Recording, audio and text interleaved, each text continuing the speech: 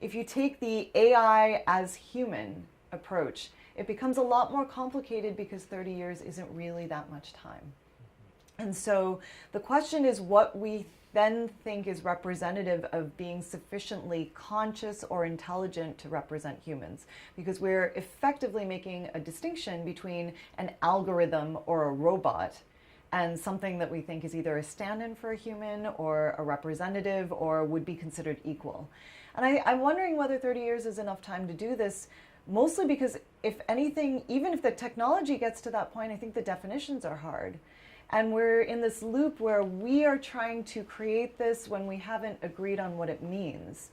So there have been lots and lots of attempts to pass the Turing test, lots and lots of attempts to represent what looks like human interaction.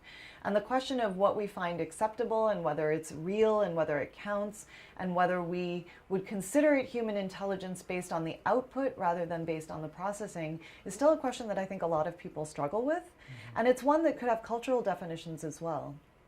And while we don't necessarily assume that a religious orientation or a cultural orientation or set of beliefs is what defines us to be human, I think it could define whether an intelligence of that line was accepted as human. And so from a global perspective, it becomes challenging to understand what would represent that. Like, is the critical Turing test that you can't tell that it's not human in conversation? And if that's sufficient, that's fantastic. But even that is not a well agreed upon standard. Mm-hmm. So I'm not even convinced that the challenge is technological at that point, as much as it is defining what success means along those lines.